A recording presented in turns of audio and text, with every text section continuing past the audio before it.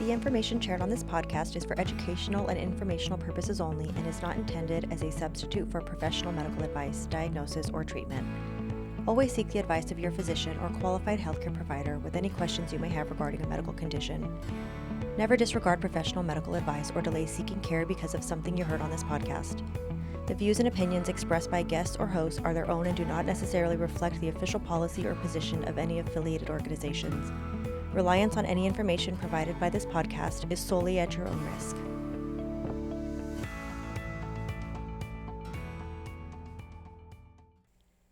Welcome to the Healthy Image Podcast, where we talk all things health and wellness. Today's guest is one of our very own radiologists from the Hill Medical Corporation, Dr. Babak Yaghmai. He is a board-certified interventional radiologist and specialist in minimally invasive treatments for varicose veins and vascular conditions.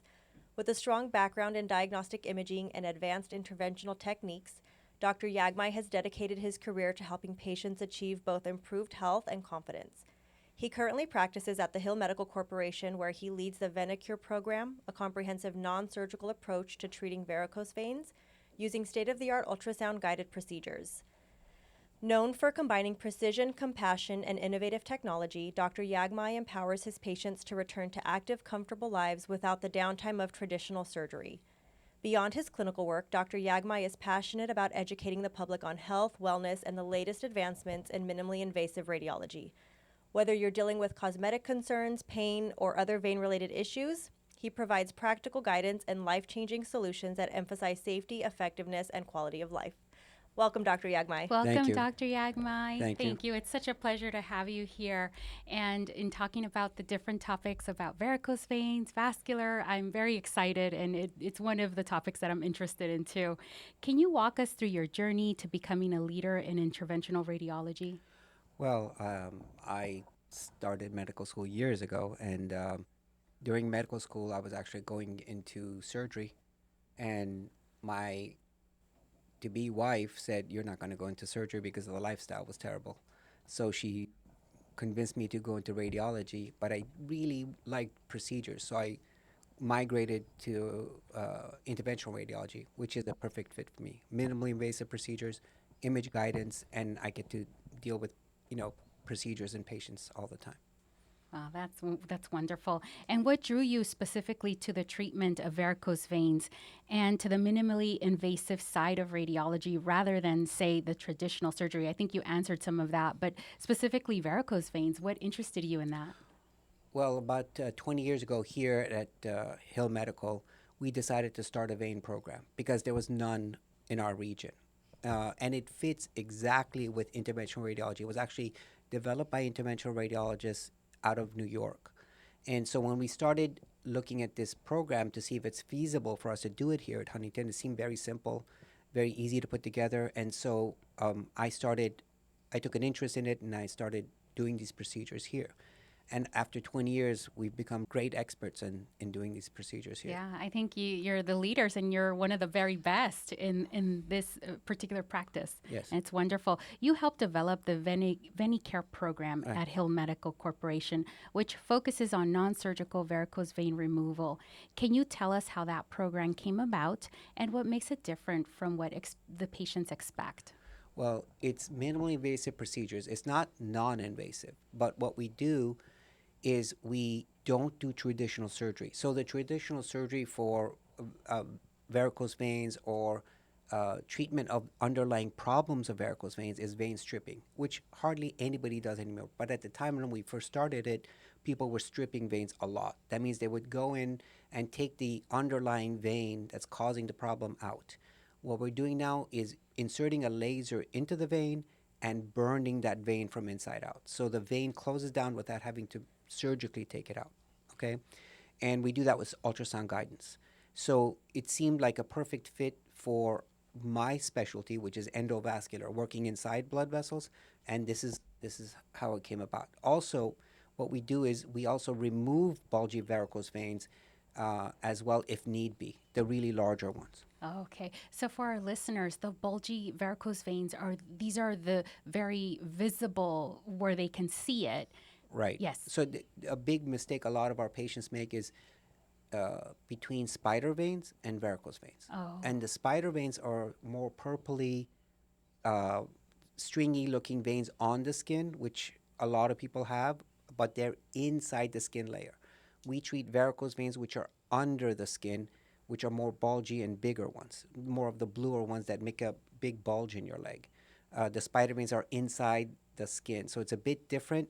We can treat both with this procedure, but we tend to focus more on varicose veins. And I know a lot of people think varicose veins are purely cosmetic, but what are some of the health risks or quality of life issues that people might be overlooking when they have varicose veins? Right. So there's different stages. That's, you always start at the lowest stage and you progress. It's a very slow process.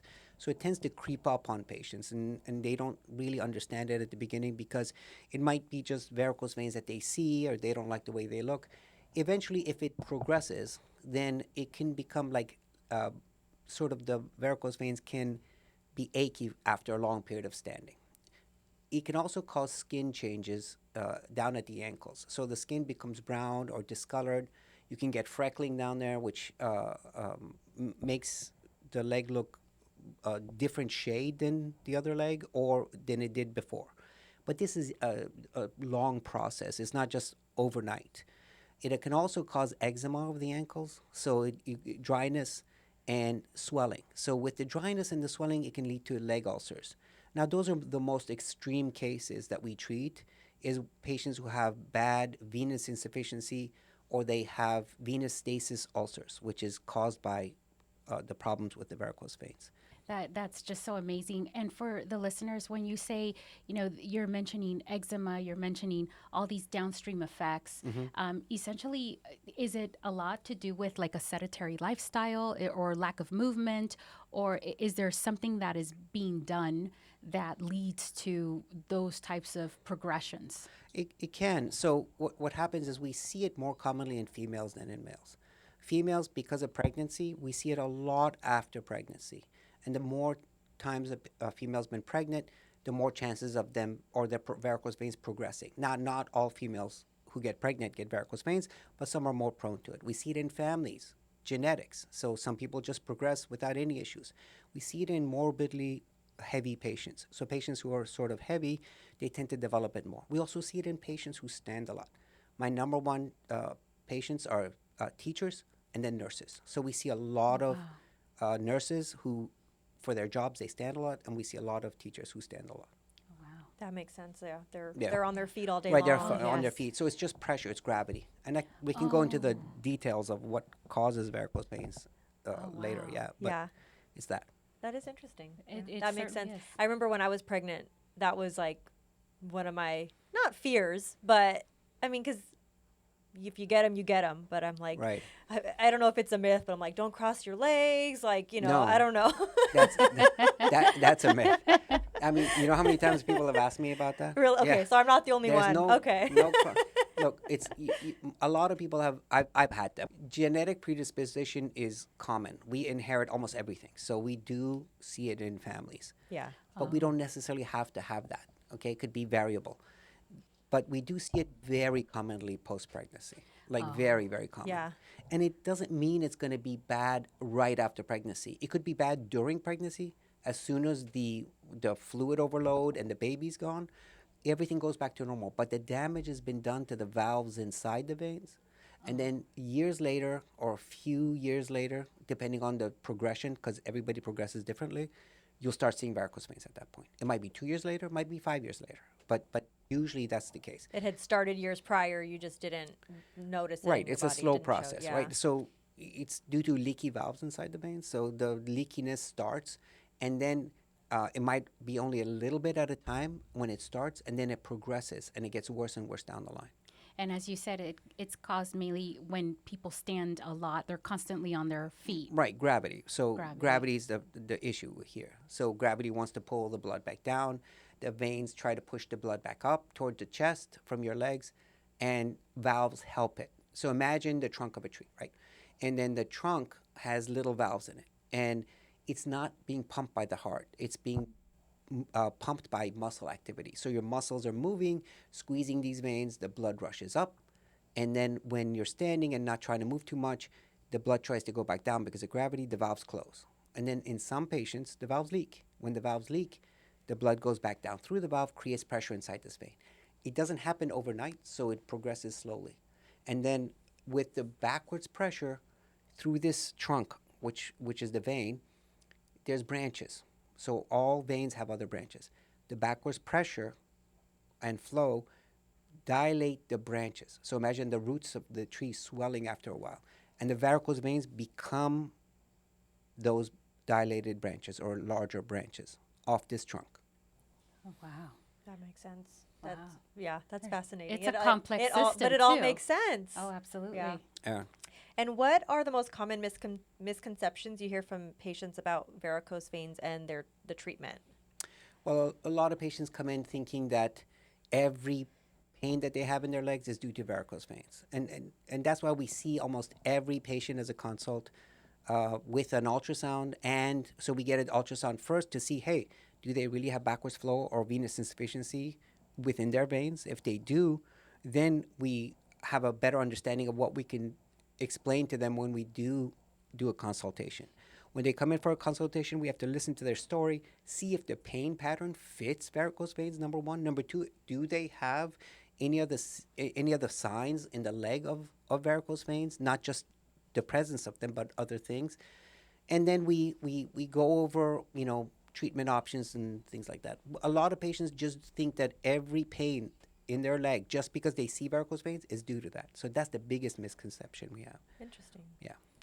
So can you walk us through the patient journey from first symptoms to diagnosis to treatment via interventional radiology, and what steps do you typically follow? Right. So our steps and the traditional steps are usually what happens is either they themselves or their primary care screens them. So they go to their primary care saying, I have this problem with my varicose veins, whether it be cosmetic or whether it be symptomatic or clinical, a necessity. The primary care physician then asks us to possibly see the patient. We usually request a ultrasound be done ahead of time because I can't give them answers if I don't do the ultrasound. You need the results beforehand. Exactly. So we have my assistant who schedules them for an ultrasound, a specific ultrasound, which is a long ultrasound. It takes about 45 minutes to do because we map out the veins and we examine the flow inside the veins. After that, the patient is scheduled to see me. When they come in to see me, I've already looked at the ultrasound, read the ultrasound, and I understand what might be happening. Then I have to listen to their story. So the story and the ultrasound have to match. If the story comes in and the patient goes, I have shooting pain down my legs and electric shock and all that stuff, it doesn't match varicose veins. So we try to say, your pain is due to something else. But if their story matches with varicose veins, which, as I said, it's like after standing for a long period of time, my leg starts to ache. When I touch the varicose veins, they hurt, or I've had blood clots in the varicose veins, or the varicose veins are bleeding. Those kind of symptoms, obviously, we address for them. So we can also treat them for cosmetic. So they might be completely asymptomatic. They don't have any problems with pain. The skin is perfect, no swelling, nothing, and they don't like the way it looks. And we get a lot of those patients as well, too. Okay. So we can treat the cosmetic portion, too. So they're asking, I just don't like the way this looks. Yeah. I don't have the confidence I used to have. I used to wear shorts and I would be comfortable wearing my shorts. That's number one. And now, skirts and shorts. Okay. Yeah, okay. 100%. So then at that point is more of the cosmetics. I want my confidence to be boosted a little bit more. Yeah. And that's when you... Yeah, and I don't blame them because some of them are very large and they might not have pain, but they're very large and we need to treat those, okay? And they don't even necessarily mean that they have any symptoms at the time. And their skin could be fine, as I said before. So we can treat a lot of those patients. And it's best to treat it in the winter than it is in the summer because everybody sees it in the summer. And then, it takes a few weeks for it to heal properly. So it's best to do it in the winter than in the summer. So yes, I've heard that cosmetic procedures tend to be on the rise during the winter Yes. time versus the summer. Of course. Yes. Yeah. Okay. Are there things people can do proactively to prevent varicose veins? No. If they're going to happen, they're Oh. going to happen. Yeah, because you're upright all the time. We're not. We don't want to be sitting all the time Right, either. exactly. No. What so whether sitting upright or standing upright, you have pressure on the legs no matter what because of gravity. it's really unavoidable. You could wear compression stockings all the time to slow the process down, but hardly anybody does that. Yes, exactly. I mean, who's going to walk around with compression stockings No. all the time, No. 100% of the time? You don't. That would be difficult. Unless you're in Alaska or Or- somewhere where you're wearing pants all the time. It defeats the purpose of wearing shorts or skirts all the time too. Right. The summer, especially Yeah, when exactly. you have like all, Yeah, in California, right? It's Exactly. hot, so it's not going to work, especially in our area here. For someone who is considering treatment but is hesitant, what questions should they ask their doctor to ensure they're getting the best minimally invasive option? Right, so there's different options. One is laser, which is what we do, which is the VenaCure laser system, which is a small laser that we insert into the vein. Another system which we do not use, and it's bulkier and a little bit older technology, it's a radiofrequency ablation. They both use heat, so the radiofrequencies ablation is a lot larger probe, and still a lot of people around this area use it. I just don't like it, but it doesn't do much difference than the laser. They both deliver heat. One is smaller, one is larger, so we like the smaller system. There's another system that we do not use. We used before, but I do not like it, is actually injecting superglue or cyanoacrylate into the vein to close it. Oh, wow. But that's permanent, so it stays forever. And I'm not a big fan of injecting superglue and leaving it in the body unless if it's mandatory for like brain aneurysms or brain arteriovenous malformations that people treat. I don't like using that system at all. But they all basically do the same thing. But so for our listeners, I mean, just hearing, oh, you're going to inject super Yeah, glue, I'm like, that wait a would be minute. like scary. So if you Right. could just break it down for our general audience. Right. So for us, imagine that trunk of the tree I talked about and the roots, right? So we want to treat the trunk to get rid of the underlying problem, to get rid of the backwards flow, which is causing the varicose veins or the symptoms from this venous insufficiency.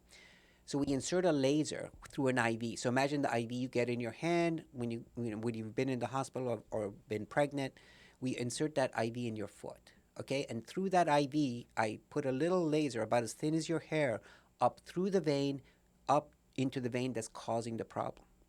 Then we give you local anesthetic, like when you go to the dentist and get a shot, we numb up your vein and we turn the laser on and we pull the laser back. As we're pulling the laser back, it burns that vein from inside out, causing it to shut down. Once it shuts down, the backwards flow is gone. So no more pressure on those bulgy varicose veins, okay?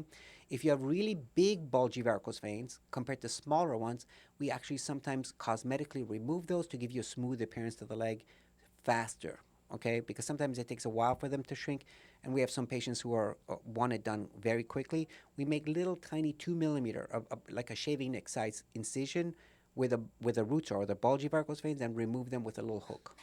Oh, that's amazing. my That is so gosh. impressive. I never realized that the complexities, but Right. what you do is very much intricate and Right. is very involved to just make it look like it was never there anymore. Right, exactly. And we use ultrasound for guidance. So if you're wondering how we see things, we use ultrasound to see everything. I'm sure if any of you have had an ultrasound when you've been pregnant Yep. Yes. or an amniocentesis or something like that, this is exactly the same technique as that. Yeah, I had to when I was pregnant with my first. Uh-huh. They couldn't find my veins, so they brought in somebody to do an ultrasound Right. on my arm, and Yeah, we do so that I too. was like, Yes. oh, that's because I mean I know you guys do the ultrasound Yeah. to the ultrasound Exactly. guided, and so it was like for me a little Right. behind the scenes, like, Right. oh, that's Yes. crazy. Oh, same here. When I was pregnant, they couldn't find my veins on my hands Right. or my arms, and they brought in an ultrasound machine to look and insert, the needle and whatever Yeah. else they needed to do. But I remember, oh wow, they're using the ultrasound for this. This Yeah, is interesting. We actually do that for some of our cancer patients who have bad veins.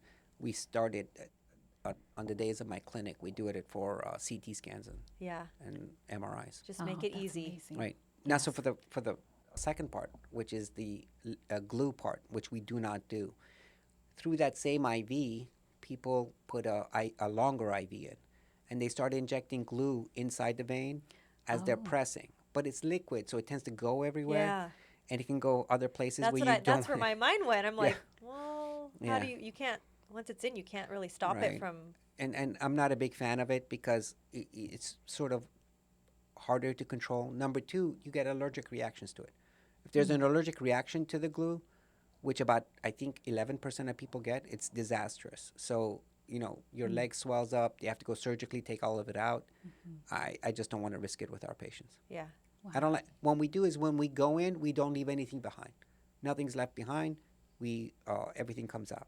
Whereas the glue, you leave the glue back. Yeah, it sounds like it's something that you have more control over. Definitely, the laser is definitely more control. With social media and aesthetics being so dominant today, what about varicose veins do you think is under discussed and it's important?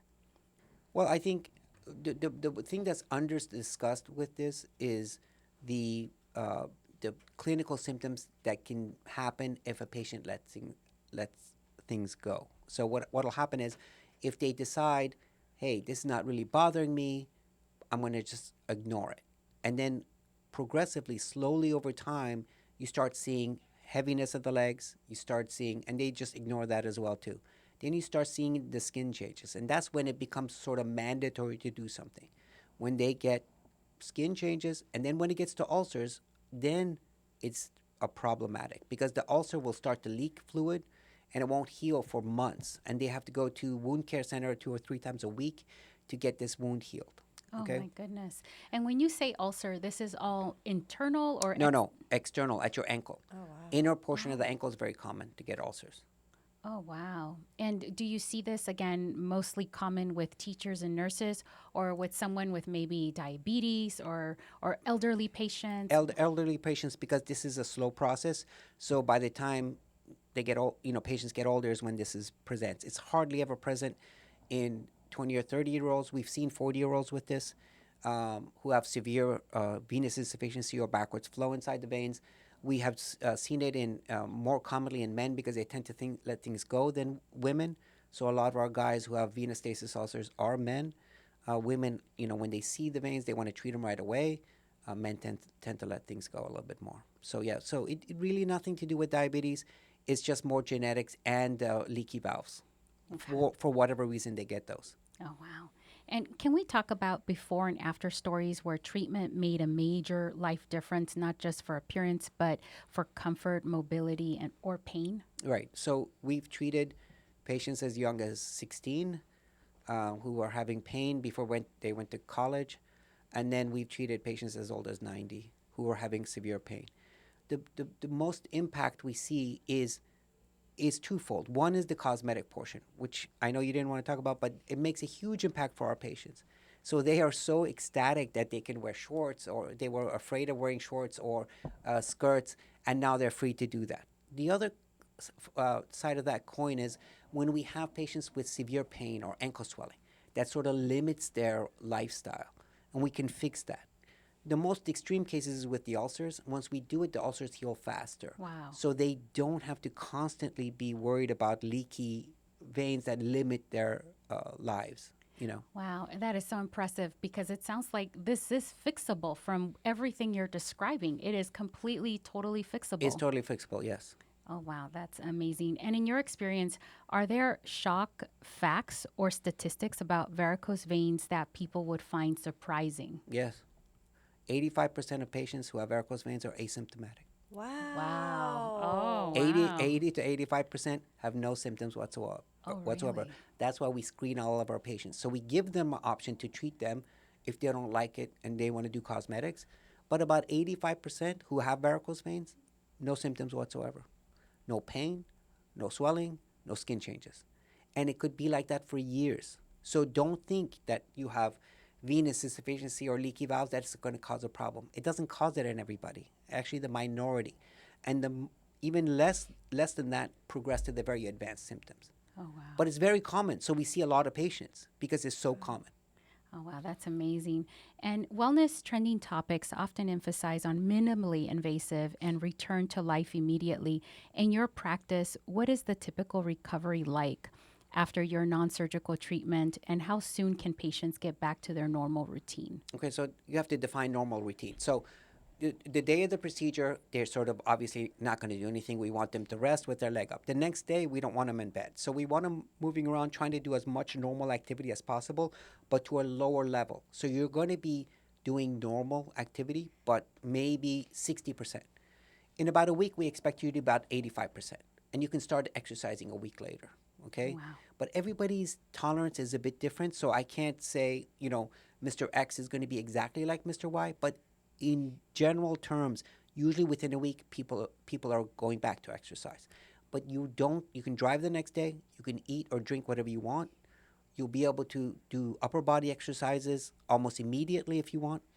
It's just that one day I want you guys the patients to rest. Do you have the patient bring a driver with them, or Yes. is it, yeah?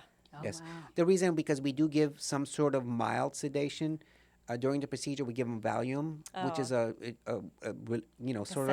sort of like having 2 margaritas, but You no, don't want to operate, no operating heavy machinery No. after. right, with no calories, which is great. So Oh, wow. no calories, but they get a little That's sedation, amazing.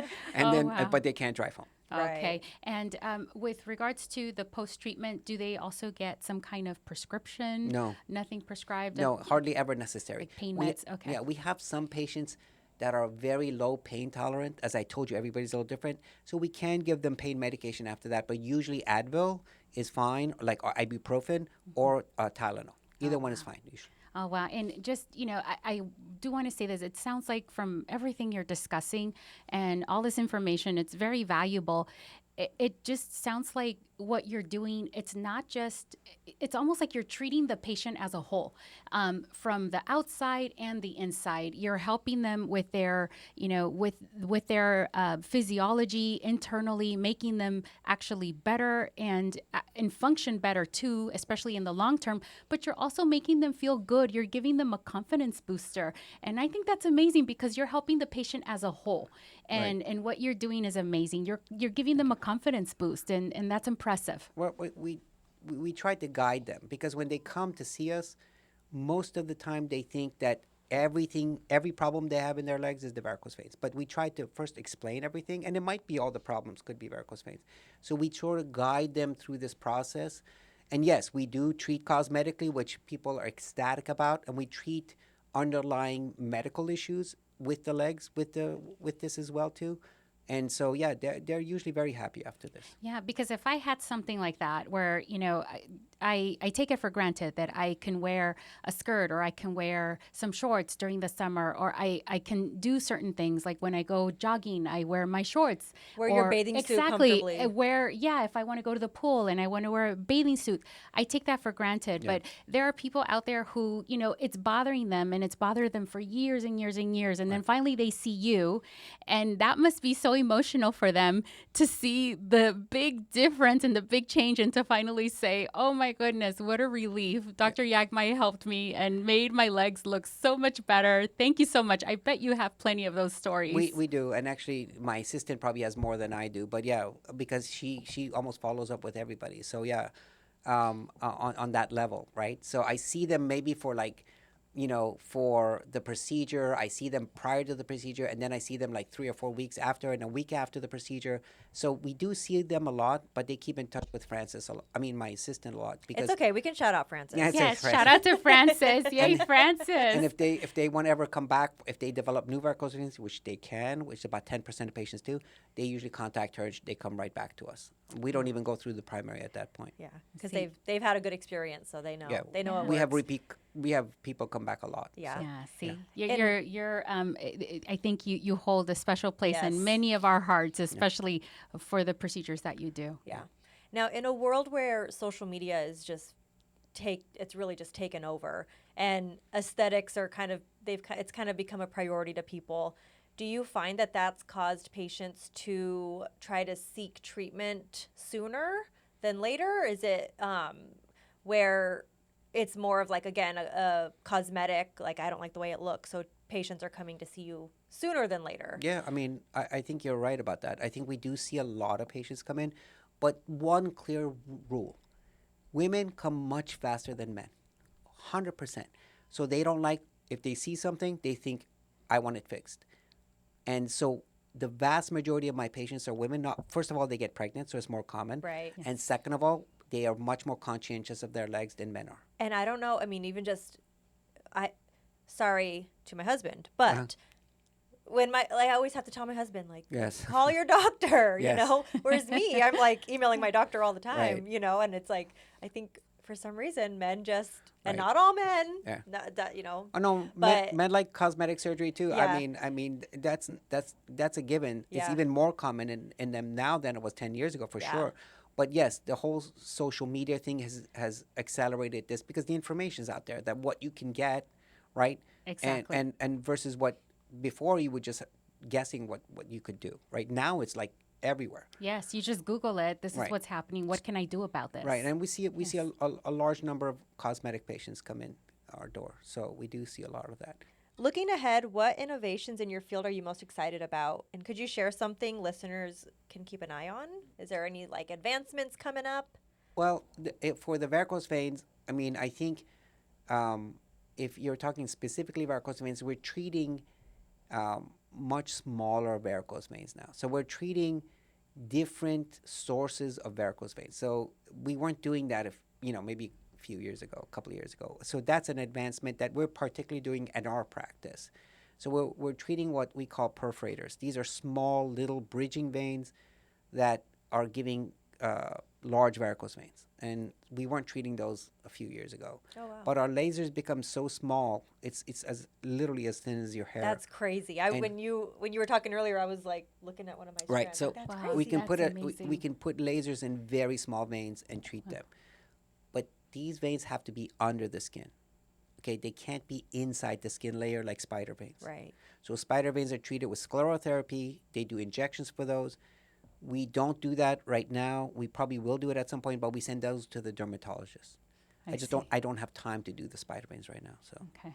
Yeah. And I have a question with regards to the circulatory system. Mhm. How connected are varicose veins to the circulation of the blood? It sounds like it's very much tied to that. it's the there's the arterial system which brings blood to the tissues. So arteries bring the blood down to the feet specifically, and the veins drain them. And that network is interconnected.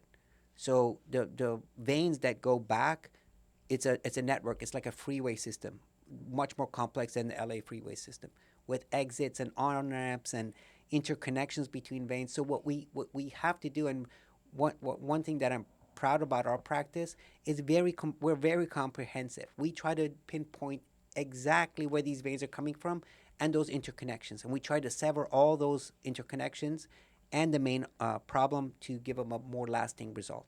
Wow. So yeah, it's very complex. Wow. Amazing. So for our viewers who they feel it's just cosmetic, so I'll wait.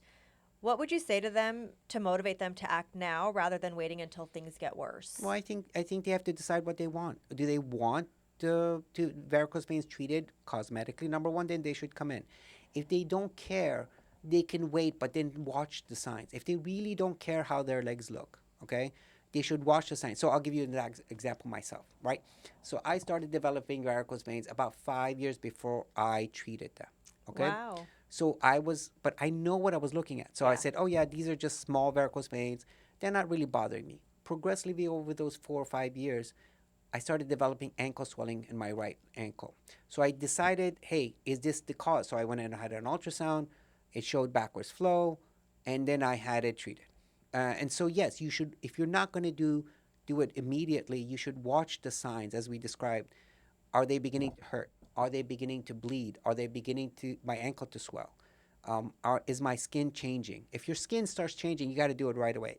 If your ankle is swelling, you should come in and see us. Okay? Can you have those symptoms but not have visible varicose veins? Yes, you can.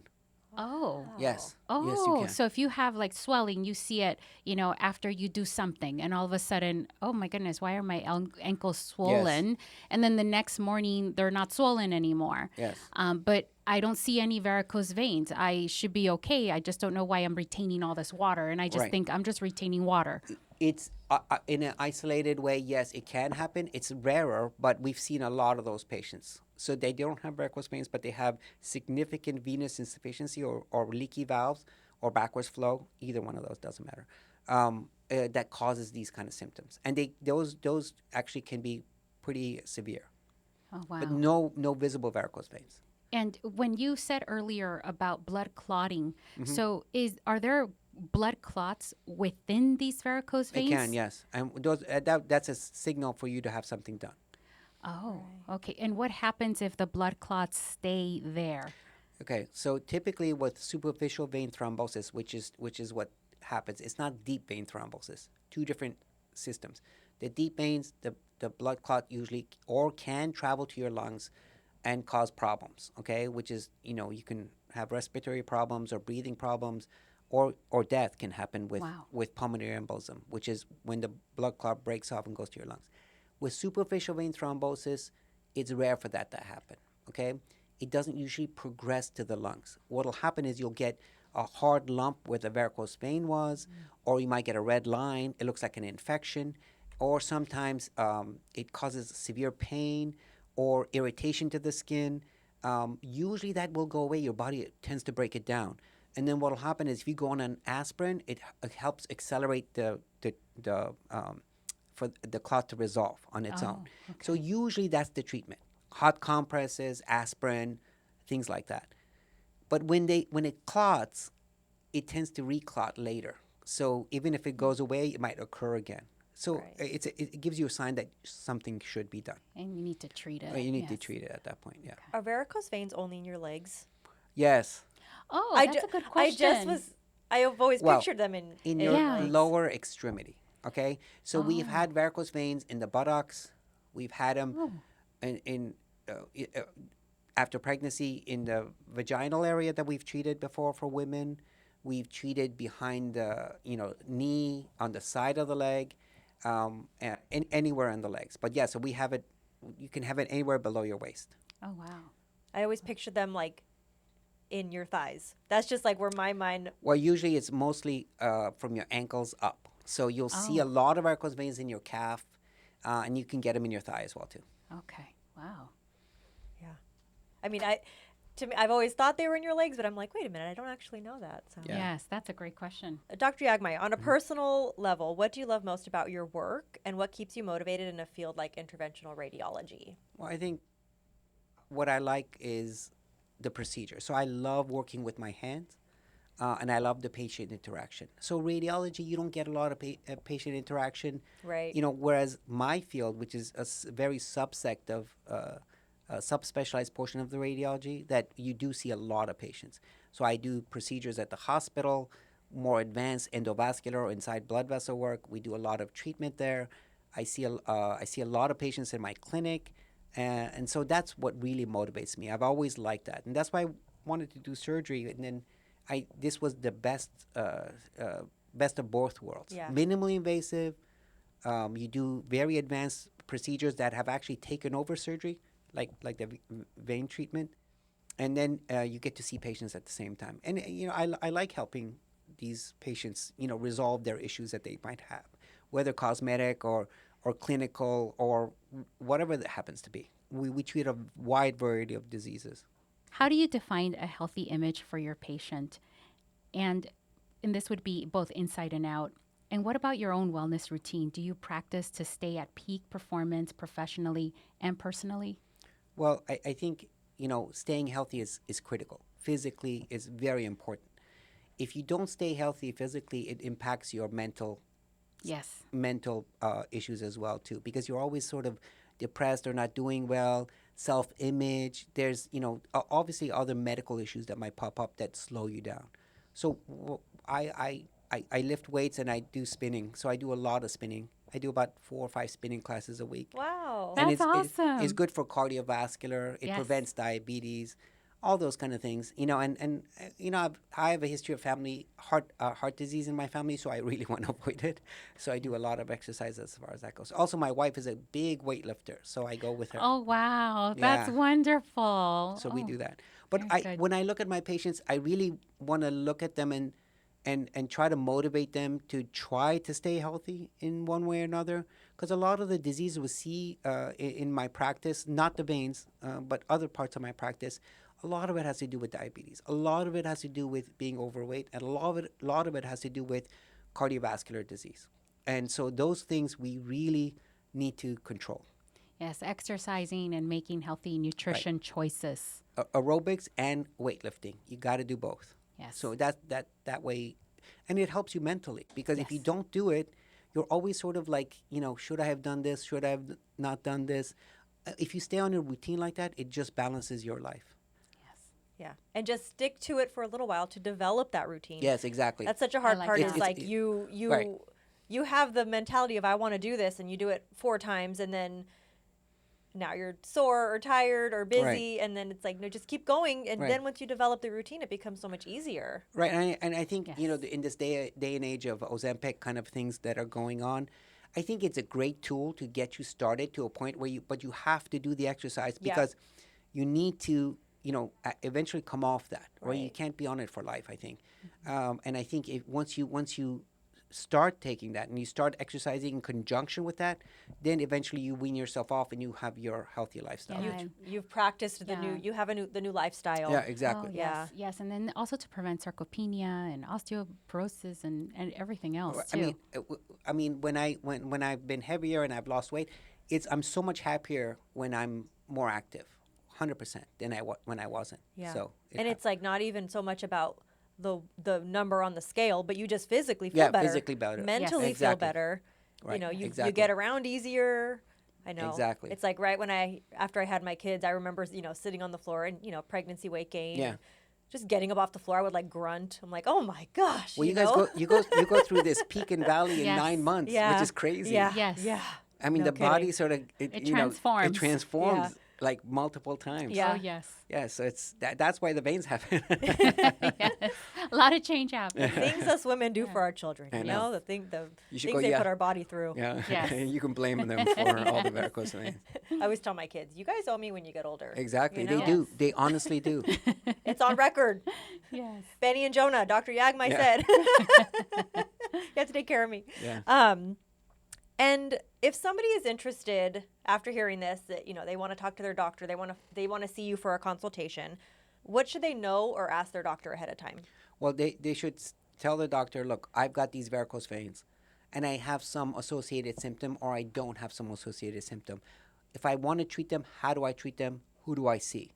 And there's a number of people who do it, but we have the most experience here in Pasadena of doing this, so in this area. But in any case, they have to decide, do I really don't like the way they look? So it's more of they have to ask themselves, right? And then once they have symptoms, then they can go ask the doctor, hey, look, I've got leg pain. Is it the varicose veins that are causing it or not? Most of the time, those clinicians will say, no, this is just normal. You can ignore them for now. It's just cosmetic. We're not going to do anything. They should just be a little bit more insistent on saying, no, this is something I really want evaluated. And this story I've heard of from multiple patients, where for years they would let it go until it did become symptomatic. And so they asked their doctor repeatedly, and then finally they get a referral at some point. So one is just to push them, or just call us and they can come and get a referral that way. Do you know, is this something that insurance companies will cover? Yes, they do. They just have to, they have to have the symptoms. They have to have some sort of symptoms, yes. Right, Yes. I would imagine. Yes. Insurance companies don't like to pay for things No, unless they don't, have no. to. And it's clinically necessary Right. based on what you are saying, Yes. and when they go to their doctor and they're requesting the referral, Right. You have a clinical case in Right, other words. exactly. But not only that, sometimes they have symptoms and they don't even realize it. So when we Wow. discuss it with them, then we can put 2 and 2 together and figure out, as I told you, the ultrasound and the story have to match. And sometimes it's surprising how much symptoms they've had, and they just sort of ignored it. Or didn't make the time to, Might make time. to Exactly. treat it. Yeah. And this is just a fun one for the listeners, but Mm-hmm. if you weren't a radiologist or a surgeon, okay, if you weren't in the medical field, what job would you have? What would be your dream job if you weren't in the medical field? Painter. Really? Oh, wow. Yeah, I paint and I sculpt, so I would do that Oh, wow. You'll have to show me pictures. Yes. That's really cool. later. That sounds awesome. Yeah, so that's what I would do. I actually did that in college, and then I was studying architecture before medicine, and so that sort of fits in with that field. Yeah. Wow. That's That is wonderful. I was not expecting that Yes. answer. That's Yeah. That's a good fascinating. Yeah. And Dr. Yaghmai, where can people find you? Here at the Huntington-Hill Imaging Centers and Hill Medical Corporation. All right. You can come visit our website too. Yes. Yep. Yeah, website. and- hillmedical.com. Yes. And we'll include that in the link for YouTube and also for Spotify and wherever we're posting. Yeah. And you'll see patients all throughout the San Gabriel Valley, Yes. We see a lot of patients right now. So Yeah. Do you see a lot of patients travel from outside of this area? Yes. Or? Yeah. yeah, we see them from the west side. We also see, we've had a couple of patients that come over from, overseas, but rare. But we do see a lot of patients from all over LA. Yes. Well, you're certainly the best. And I'm not saying that just to say you really are the best. Thank you. Yes. I think your schedule says that. You Yeah. said, Oh, you are yes. busy. Yeah, we're very busy. Yeah. Yeah. Yeah. Well, thank you so much Thank for you so coming much. out and Yes. talking Thank with you. us. This Thank you has very been much for fun. having me. Thank you. Of course. You are welcome anytime, Okay. as you Yes. know. Thank you for tuning in to the Healthy Image podcast, where we talk all things health and wellness. Please like and subscribe or share with a friend who might find this helpful. Leave us a comment, a review. Let us know how we're doing or if there's something you want to hear. And as always, stay curious, stay engaged, and stay healthy. Bye. Bye. Bye.